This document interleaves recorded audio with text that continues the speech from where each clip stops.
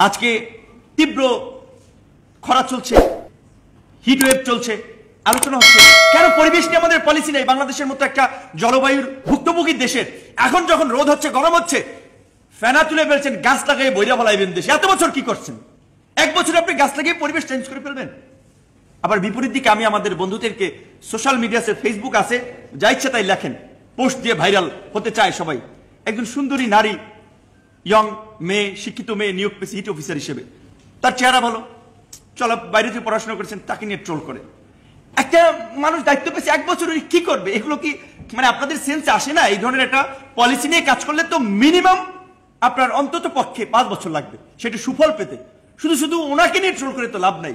যে আজকে এই যে আমাদের দেশের তরুণরা রাজনীতি বিমুখ হচ্ছে, সমাজ দেশ নিয়ে তাদের ভাবনা নাই, তাদেরকে বুথ করে রাখা হচ্ছে, একটা মৃত্যু প্রায় একটা অর্ধ মৃত সমাজ তৈরি করা হচ্ছে, যে মানুষের বোধ অনুভূতি নাই, যে আজকে আমার দেশের গণতন্ত্র নাই, আমাদের দেশের ভোটাধিকার নাই, আমি স্বাধীনভাবে দাঁড়িয়ে কথা বলতে পারছি না, আমি লিখতে পারছি না, আমি বলতে পারছি না। আমাদের দেশের তরুণরা কি যে ইউটিউবে ফেসবুকে কিভাবে ভাইরাল হয়ে যায়, ফুড ব্লগিং করে, তারপর ধরেন মা বাপকে নিয়ে শপিং এ যায়, কেনাকাটা করতে যায়, সেগুলো নিয়ে ভিডিও করে, ঘরের মধ্যে কি বলবেন আসবাবপত্র নাড়াচাড়া করে ওইগুলো নিয়ে ব্লগ করে, ব্লগ। কিন্তু দেশ নিয়ে তাদের ভাবনা নাই, সমাজ নিয়ে তাদের ভাবনা নাই। আজকে আমাদের দেশের শিক্ষিত তরুণরা এশিয়া প্রশান্ত মহাসাগরীয় অঞ্চলের 28 দেশের মধ্যে বেকারত্বের দ্বিতীয়। আমাদের দেশের ঢাকা বিশ্ববিদ্যালয় আজকে একটা রিপোর্ট হয়েছে, আমি ঢাকা বিশ্ববিদ্যালয় পড়েছি, আমরা বলেছি বস্তির চেয়েও খারাপ অবস্থায় থাকে ঢাকা বিশ্ববিদ্যালয়ের শিক্ষার্থীরা।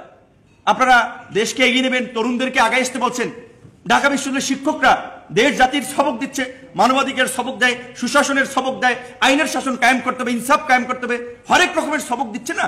বিভিন্ন ধরনের তো বিভিন্ন এনজিও বিভিন্ন ধরনের প্রজেক্টের সাথে ইনভলভ আছে। অথচ ওই বিশ্ববিদ্যালয়ের ছাত্ররা যে গণরুম নামক যে নরকে বাস করছে, শিক্ষকরা কই প্রতিবাদ করছে দাঁড়িয়ে। হাউস টিউটর থাকেন একটা হলেন, প্রভোস্ট থাকেন, অনেকগুলো হাউস টিউটর থাকেন, সবাই মালপানি নিচ্ছেন, সুযোগ সুবিধা নিচ্ছেন। আপনি যে শিক্ষক, আপনি যে সমাজ গড়ার কারিগর, আপনি তো দাঁড়িয়ে বলছেন না আমি ছাত্রদের হল কন্ট্রোল করতে পারছি না, আমি ছাত্রদের আবাসন দিতে পারছি না, আমি হলের পরিবেশ রক্ষা করতে পারছি না, আমি আমার হাউস টিউটর থেকে ইস্তফা দিচ্ছি, আমি প্রভোস্টের দায়িত্ব থেকে ইস্তফা দিচ্ছি। সেটা তো আপনারা করছেন না। টাকা নিচ্ছেন, সুবিধা নিচ্ছেন, ঢাকা বিশ্ববিদ্যালয়ের শিক্ষক জাতির বিবেক হিসেবে নিজেকে পরিচয় দিচ্ছেন। কাজটা কি করছেন? বিবেকহীন কাজ করছেন। শিক্ষকরা তো করছেন, ছাত্ররাও যদি ওই মানিয়ে নেওয়ার প্রবণতা, যে কায়দা করে বেঁচে থাকো, এই রকমের যদি মেন্টালিটি হয়, আজকে ছাত্ররা কেন তাদের অধিকারের দাবিতে প্রতিবাদ করবে না? জাফরুল্লাহ চৌধুরীর কথা আমরা বলেছি, হুইল চেয়ার নিয়ে তিনি আপনার ওই ডায়ালাইসিসের কেবিন থেকে শহীদ মিনারে চলে যেতেন, ব্রাহ্মণবাড়িয়া চলে গিয়েছেন, সুনামগঞ্জে চলে গিয়েছেন, প্রেস ক্লাবে এসেছেন, শহীদ মিনারে গিয়েছেন, সাভাইল গিয়েছেন, নড়াইল গিয়েছেন।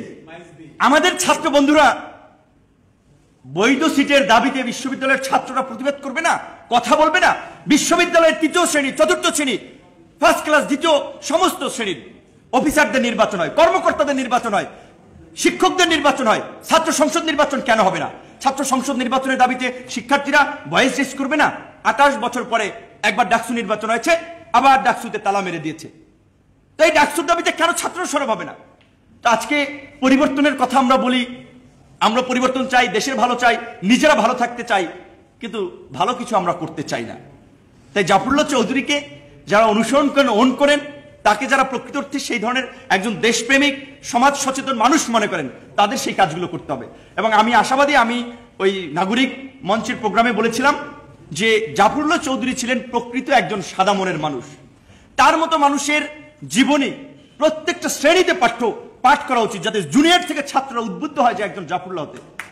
আমার ওয়াইফ বলেছিল যে আমার ওই যে ছোট্ট মেয়ে এখানে এসেছে, তার ছবি একজন বিখ্যাত ব্যক্তির সাথে, একটা ভালো ব্যক্তির সাথে তোলার জন্য।